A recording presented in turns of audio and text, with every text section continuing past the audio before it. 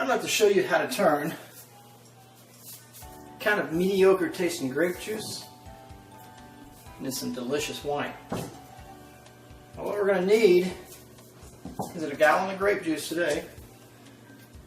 But before we start, we're going to sanitize our equipment. Now, I've already done this, so you don't have to wait for me.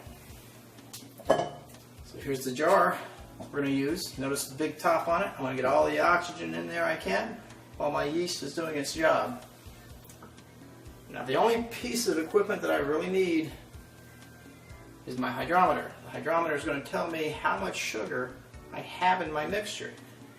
Now, the grape juice rather, comes with a certain amount of natural sugars. So I still have to add enough sugar for the yeast to be happy. Now, typically it takes an entire package of yeast if you're making 5 gallons. We're not making 5 gallons, so I used about half of a package. Now, all we need to do is take our grape juice, add it to our container.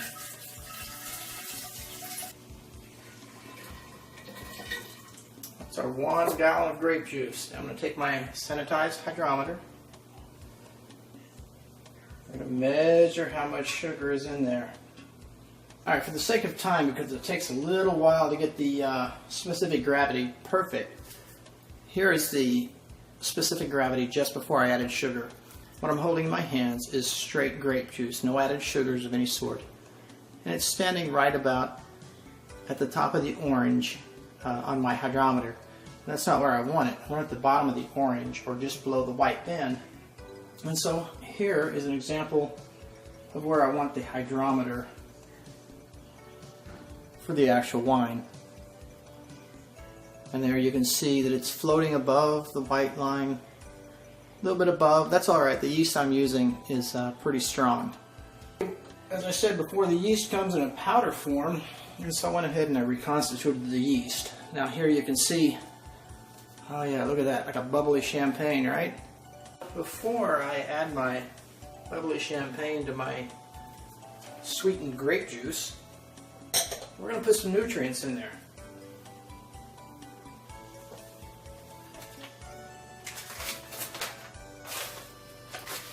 The yeast just loves this stuff. So we're going to put a teaspoon of this in here. Now, get this yeast ready. And I'll take my Sanitize stirrer. And go ahead and stir this up. Try not to hit the sides. So I'll get that nutrient mixed in here.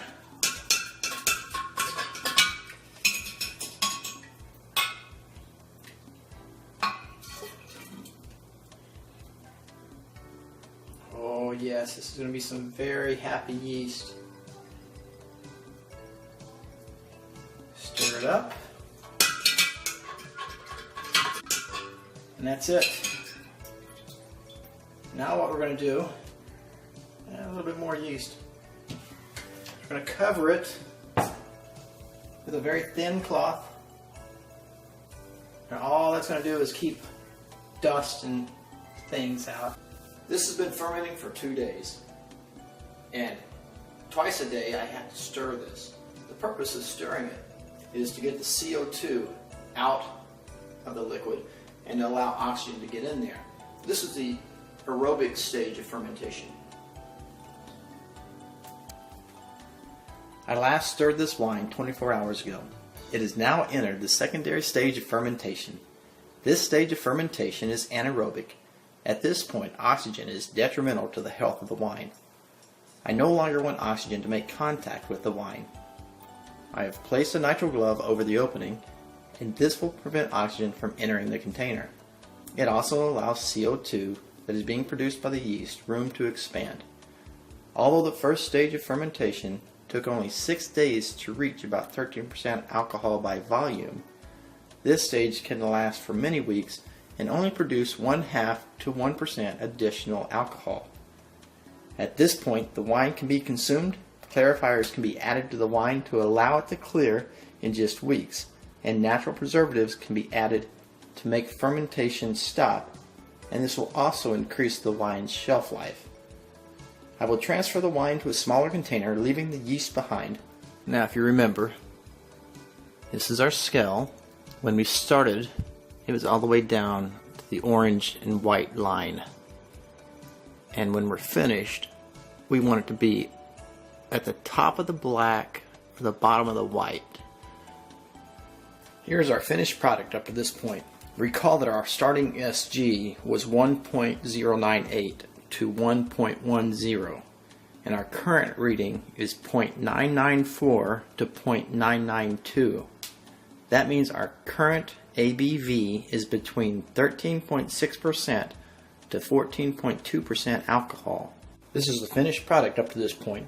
As you can see, I've bottled the equivalent of 5 bottles of wine. And in the bowl is the slurry that's left over. That is the yeast and a little bit of the wine that I couldn't separate.